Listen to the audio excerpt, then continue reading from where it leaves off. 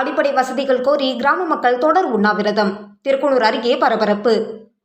திருக்குனூர் அருகே உள்ள தேத்தம்பாக்கத்தில் அடிப்படை வசதிகள் கேட்டு பொதுமக்கள் தொடர் உண்ணாவிரத போராட்டத்தில் ஈடுபட்டு வருகின்றனர். இலவச மனைப்பட்டா, பள்ளி மாணவர்களுக்கான வகுப்பறை, மின்சார சுடுகாடு கொட்டகை, வாய்க்கால் ஆக்கிரமிப்புகள் அகற்றம் உள்ளிட்ட கோரிக்கைகளை வலியுறுத்தி 250க்கும் மேற்பட்ட குடும்பங்கள் ஒன்று கூடி தொடர் உண்ணாவிரத போராட்டத்தில் ஈடுபட்டு வருகின்றனர்.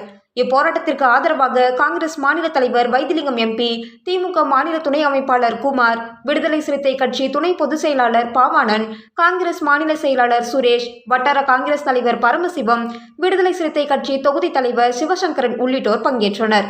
தொடர்ந்து வில்லியனூர் தாசில்தார் சேகர், மின்துறை உதவி பொறியாளர் ராதாகிருஷ்ணன், மண்ணாடிப்பட்டு கொம்யூன் பஞ்சாயத்து இளநிலை பொறியாளர் ஆனந்தன் மற்றும் அதிகாரிகள் சம்பவ இடத்திற்கு விரைந்து வந்து சமரச பேச்சுவார்த்தை நடத்தினர். ஆனால் அது தோல்வியில் முடிந்தது. 2வது நாளாக தொடரும் உண்ணாவிரத போராட்டத்திற்கு தொகுதியின் சட்டமன்ற உறுப்பினர் மற்றும் உள்துறை அமைச்சருமான நமச்சிவாயம் மற்றும் ஆதிதிராவிடர் நலத்துறை இயக்குனர் ஆகியோர் நேரில் வந்து எங்கள் குறைகளை கேட்டு சரி செய்து தருவதாக உறுதியளித்தால் மட்டுமே இப்போராட்டத்தை கைவிடுவோம் என்று மக்கள் உறுதியாக இருக்கின்றனர். ஆனால் இன்னும் தொகுதியின் எம்எல்ஏ மற்றும் ஆதிதிராவிடர் நலத்துறை அதிகாரி அங்கே செல்லவில்லை என்பது குறிப்பிடத்தக்கது. ஆனா நம்ம கொடுத்த ஒரு கோரிக்கை லெட்டர் கூட இந்த EBJ வந்து வாங்கல. எதுக்காக வாங்கல?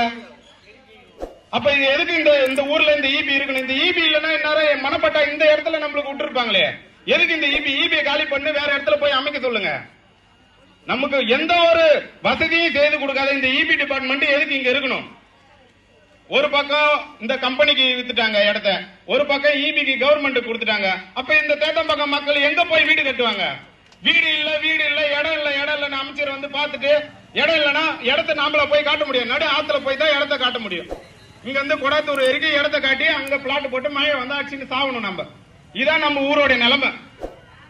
இந்த நிலைமையை நம்ம கேட்கும் போது நாம வந்து ஆளுங்கட்சிக்கு வந்து எதிர்ப்பா நம்ம பேசுறோம்னு சொல்லிட்டு இந்த ஊர் மக்கள்